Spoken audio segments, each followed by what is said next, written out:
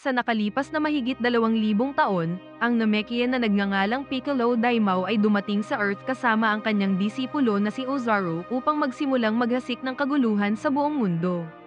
Sa ilang mga bansa na nasa ilalim ng mga mandirigmang alien, ang grupo ng mga monghe ay lumikha ng tinatawag na Mafuba.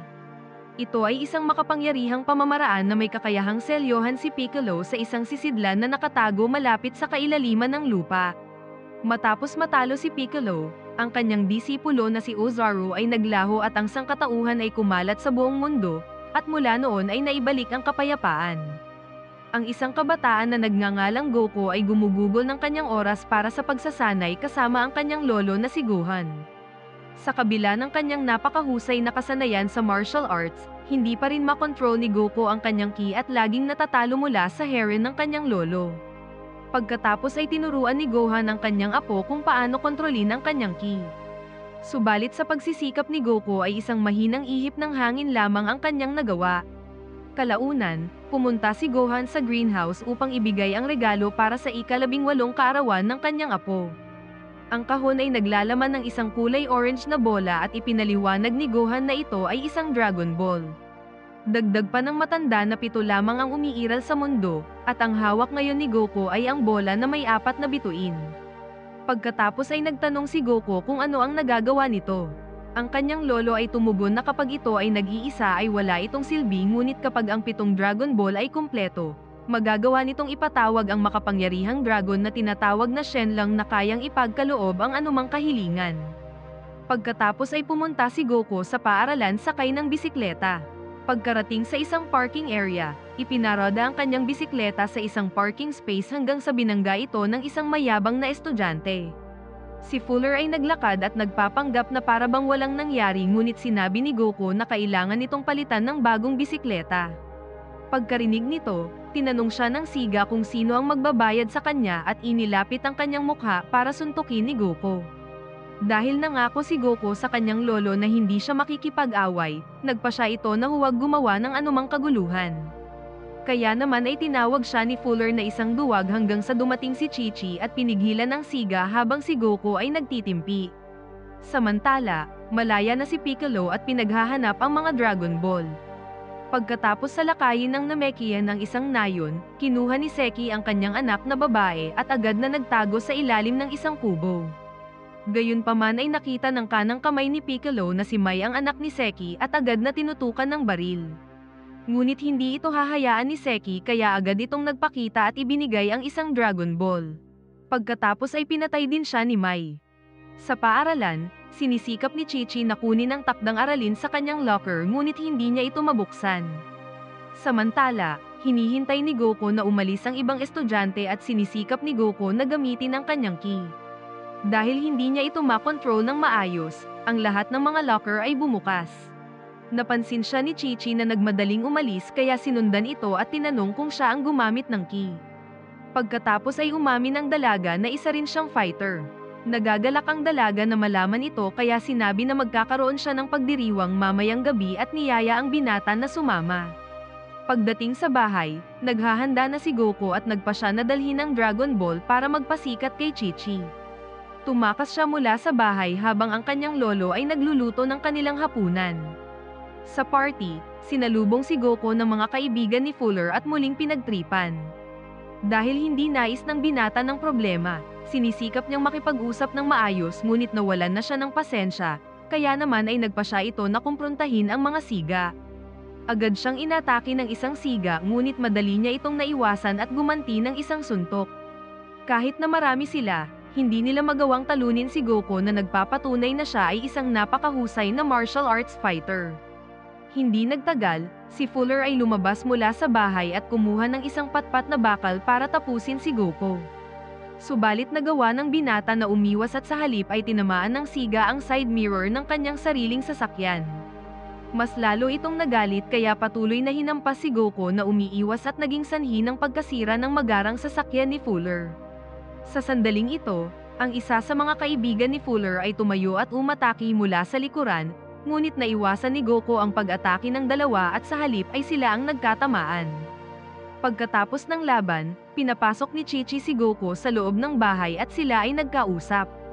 Habang nag-e-enjoy si Goku, si Gohan ay nagmumuni-muni sa sala hanggang sa biglang umatake si Mai gamit ang kanyang shuriken. Biglang nagpakita din si Piccolo at tinangka ni Gohan na labanan ngunit madali lang siyang nadaig ng Namekian gamit ang telekinetic power nito. Matapos makumpirma na ang Dragon Ball ay wala roon, sinabi ni Piccolo na nag-aaksaya lamang sila ng oras. Agad silang umalis at winasak ang lugar habang si Gohan ay naroon pa rin sa loob. Samantala, naramdaman ni Goku na may masamang nangyari kaya nagmadali siyang umuwi. Doon, nadatnan niya ang wasak nilang bahay hanggang sa marinig niya ang boses ng kanyang lolo na tumatawag. Hindi nagtagal ay natagpuan niya ito sa ilalim ng mga durog na kahoy. Si Goku ay naguguluhan at tinanong kung ano ang nangyari. Ibinunyag ng kanyang lolo na si Piccolo ay bumalik sa mundo. Hiniling ni Gohan sa kanyang apo na hanapin nito si Master Roshi at kunin ang iba pang Dragon Ball bago dumating ang susunod na eclipse. Matapos ang huling salita ni Gohan ay namatay ito hawak ang kamay ng kanyang apo, at kailangang kumilos si Goku sa kanyang misyon. Matapos ilibing ang kanyang lolo, bumalik siya sa nawasak na bahay kung saan natagpuan niya ang lumang uniforme ng kanyang lolo.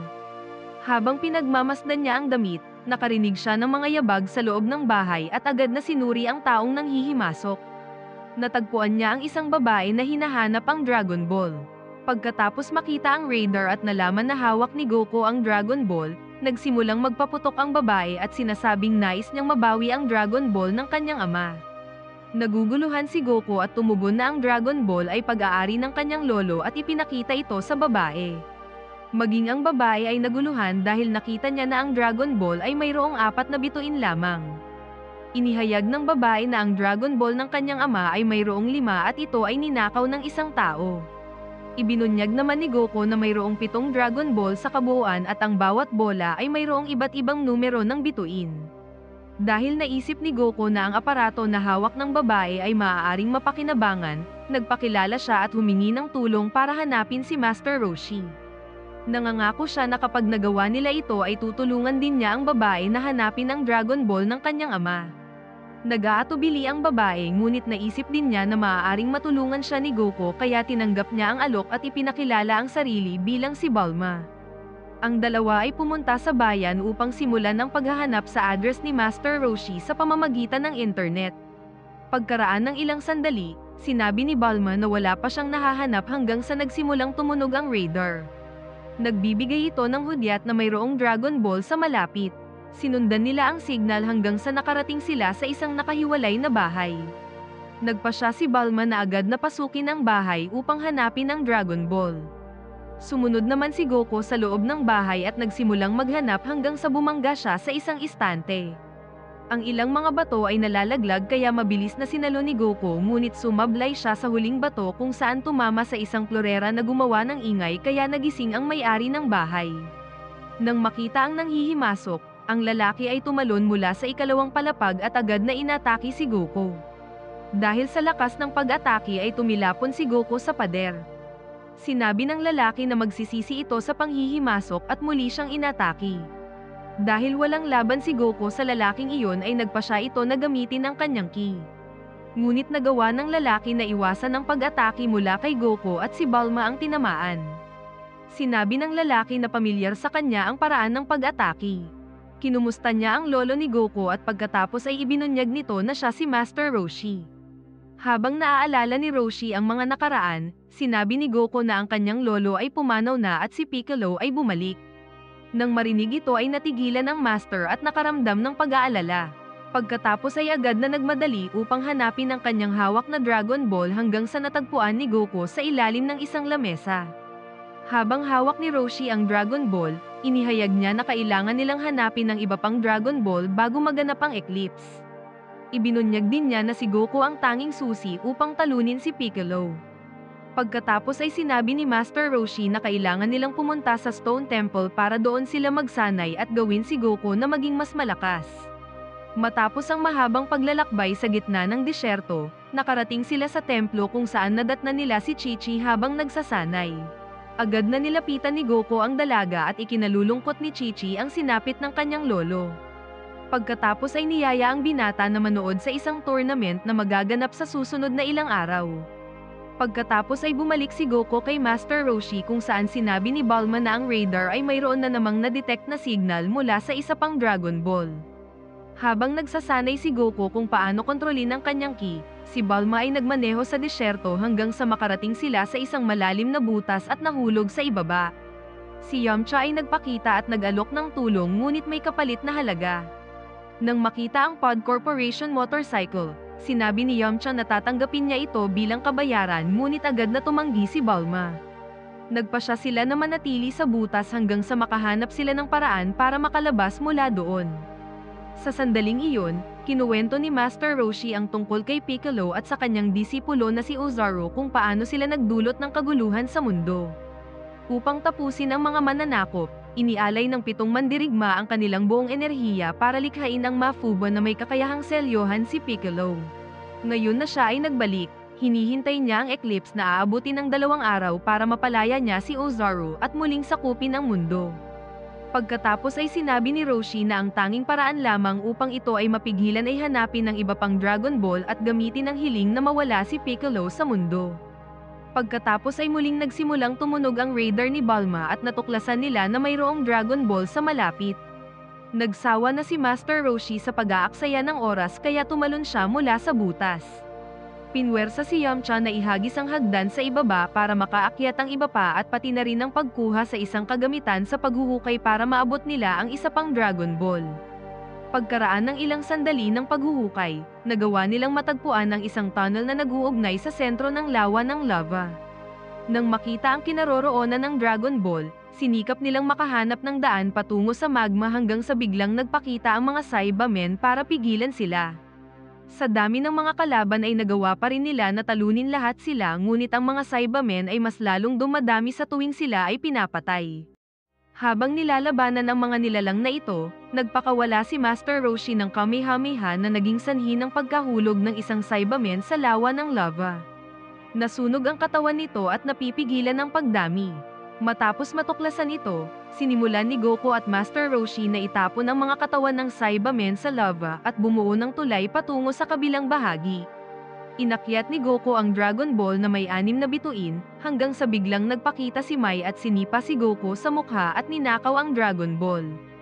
Hinabol ni Goku ang babae upang bawiin ito at sila ay naglaban. Dahil malayong mas malakas si Goku ay madali niyang tinalo ang babae at nabawi ang Dragon Ball. Ngunit sinabi ni Bulma na kahit nahawak nila ang ilan sa mga Dragon Ball ay 2 araw na lang ang natitira bago ang eclipse. Hindi sasapat ang kanilang oras sa paghahanap ng iba pang Dragon Ball na nawawala.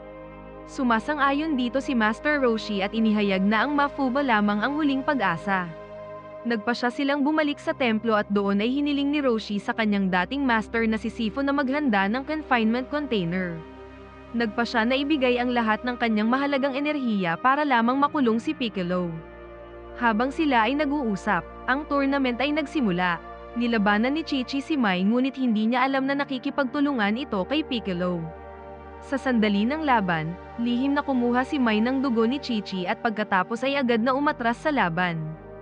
Ilang sandali pa, dumating si Goku para kausapin ang dalaga at humingi ng paumanhin na hindi niya napanood ang laban dahil siya ay nasa isang mahalagang misyon. Pagkatapos makipag-usap kay Chi-Chi, pumunta si Goku sa training room kung saan si Master Roshi ay nagpasyang ituro sa kanya ang pinakamahusay na paraan, ang tinatawag na Kamehameha. Matapos ipakita ng Master, pinayuhan niya si Goku na kailangan itong mag-ensayo ng maigi hanggang sa magawa niyang sindihan ang mga torch gamit ang kanyang ki. Pagkatapos itong subukan sa buong gabi, sumuko si Goku at nagpasyang gumamit ng kandila para sindihan ang mga torch ngunit aktong nakita siya ni Chi-Chi at sinabing ito ay isang pandaraya. Para matulungan ng binata, ibinahagi ng dalaga ang ilang mga aralin na kanyang natutunan. Natulungan niya itong makapag-concentrate hanggang sa na-master ni Goku ang Kamehameha.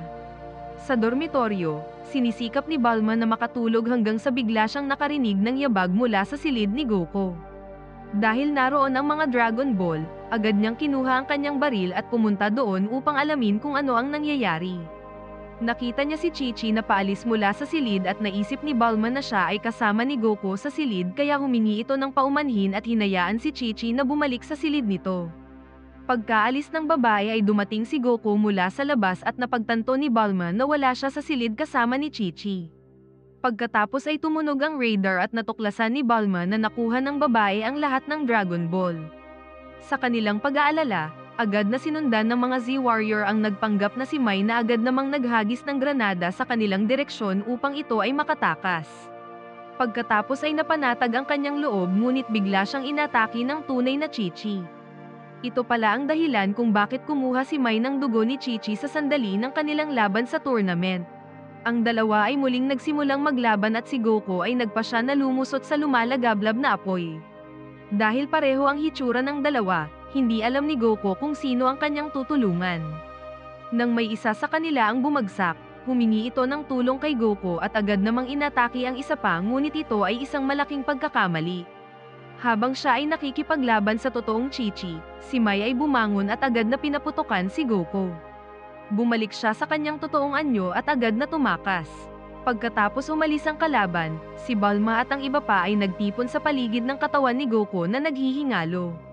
Upang iligtas ito, ginamit ni Roshi ang kanyang ki at naglunsad ng Kamehameha sa dibdib ni Goku. Matapos ito ay agad na bumalik ang espiritual na enerhiya ni Goku. Pagkatapos, nakita ni Bulma sa radar na ang lahat ng mga Dragon Ball ay nakumpleto at sinabi ni Master Roshi na isasagawa ni Piccolo ang pagtawag kay Shenlong sa Dragon Temple. Bago umalis ang grupo, ibinigay ni Master Sifo kay Roshi ang Mafuba Receptacle.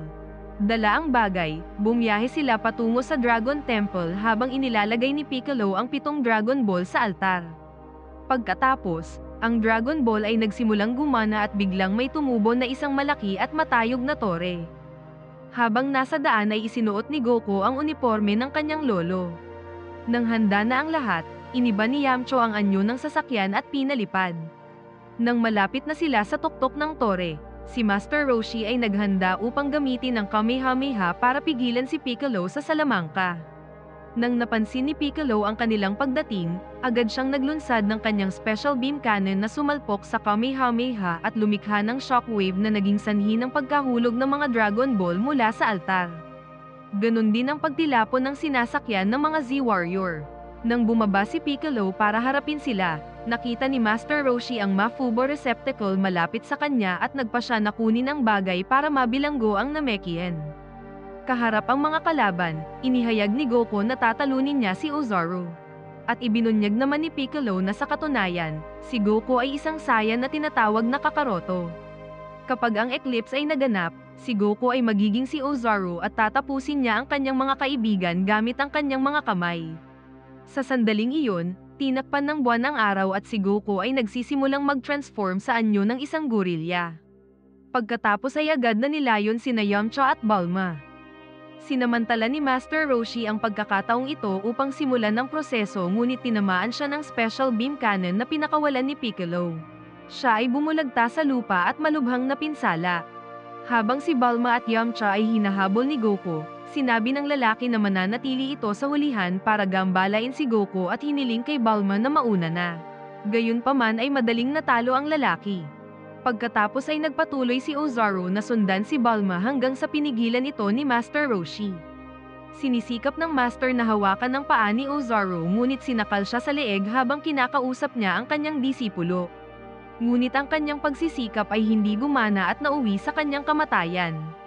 Sa loob ni Ozaru, si Goku ay nagdalamhati sa pagkamatay ng kanyang Master at naalala niya ang mga masasayang sandali habang kasama ito. Sa wakas ay nagkaroon siya ng sapat na lakas upang kontrolin ang pagbabagong anyo hanggang sa bumalik ito sa normal. Pagkatapos ay hinarap niya si Piccolo ngunit agad na umatake ang kalaban ng kanyang special beam cannon. Nagawa ni Goku na umilag at agad na gumanti gamit ang kanyang ki. Para sa malapitang laban, ang dalawa ay tumalon at lumutang sa ere habang nagpapalitan ng mga suntok. Ang kanilang lakas ay magkapantay at pareho silang tumilapon. Habang pinagmamasdan ni Bulma ang laban, nakita siya ni Mai at muntik na siyang tinamaan sa ulo. Gumanti si Bulma ngunit nagagawa ng kalaban na umilag. Sa kamalasan ay naubusan ng bala si Bulma at nagkunwaring si Zuko na siya at sinabing ihahagis niya ang mga Dragon Ball. Sa halip ay naghagis siya ng isang capsule sa ere na naging tricycle at muntik nang tamaan si Mai. Pagkatapos umilag, Agad niyang inatake si Bulma ngunit inunahan siya ni Yamcha mula sa likuran na agad nitong ikinamatay. Sa tuktok ng Dragon Temple, si Goku ay tumayo at naghanda para sa huling pag-atake. Gamit ang kanyang buong enerhiya, inilabas ang kanyang pinakamalakas na Kamehameha at tumalon patungo kay Piccolo. Lumusot siya sa special beam cannon ng kalaban at tinamaan niya sa sapat na distansya. Matapos talunin si Piccolo, si Goku at ang iba pa ay nagtipon sa paligid ng wala ng buhay na si Master Roshi. Naisip nila na gamitin ang mga Dragon Ball para muling buhayin ang Master. Pagkatapos ilagay ang mga Dragon Ball sa altar, ipinatawag ni Goku si Shenlong na agad namang lumitaw sa kanilang harapan. Hiniling ng mga Z-Warrior na ibalik ang buhay ni Master Roshi. Ang kanilang kahilingan ay agad na natupad dahilan para kumalat agad ang mga Dragon Ball sa iba't ibang bahagi ng mundo. Masaya ang lahat sa muling pagkabuhay ni Master Roshi. Sa huling eksena, muling nagkita sina Goku at Chi-Chi at sila ay ganap na naging magkasintahan. Ano ang masasabi mo sa pelikulang ito?